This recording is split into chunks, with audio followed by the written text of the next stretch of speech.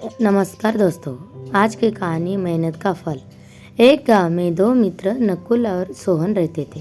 नकुल बहुत धार्मिक था और भगवान को बहुत मानता था, जबकि सोहन बहुत मेहनती था। एक बार दोनों ने मिलकर 1 बीघा जमीन खरीदी, जिससे वो बहुत फसल उगाकर अपना घर बनाना चाहते थे। सोहन तो खेत में बहुत मेहनत करता था, लेकिन नकुल कुछ काम नहीं करता था, बल्कि मंदिर में जाकर भगवान से अच्छी फसल के लिए प्रार्थना करता था। इसी तरह समय बीतता गया। कुछ समय बाद खेत की फसल पककर तैयार हो गई, जिससे दोनों ने बाजार ले जाकर बेच दिया और उनको अच्छा पैसा मिला।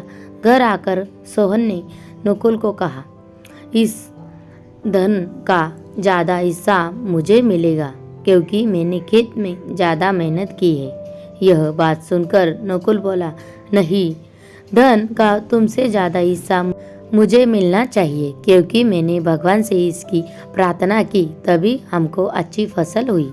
भगवान के बिना कुछ संभव नहीं है।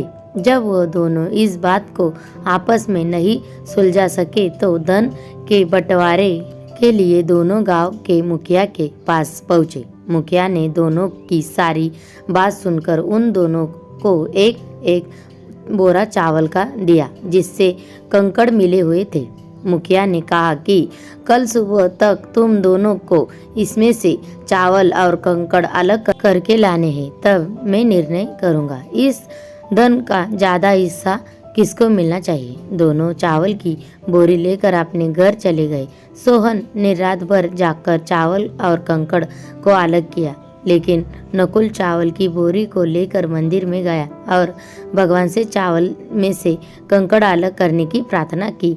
अगले दिन सुबह सोहन जितने चावल को कंकड़ अलग कर सका उसको ले जाकर मुखिया को पास गया, जिससे देखकर मुखिया खुश हुआ। नकुल वैसी बोरी को ले जाकर मुखिया के पास गया। मुखिया ने नकुल को कहा कि दिखाओ तुमने कितने चावल साफ किए हैं। नकुल ने कहा कि मुझे भगवान पर पूरा भरोसा है कि सारे चावल साफ हो गए होंगे। जब बोरी को खोला गया तो चावल और कंकड़ वैसे के वैसे ही थे। जमींदार ने नकुल को कहा कि भगवान भी तभी सहायता करते हैं जब तुम मेहनत करते हो। जमींदार ने धन का ज़्यादा हिस्सा सोहन को दिया। इसके बाद नकुल भी सोहन की तरह खेत में मेहनत करने लगा और अब की बार उनकी फसल पहले से भी अच्छी हुई।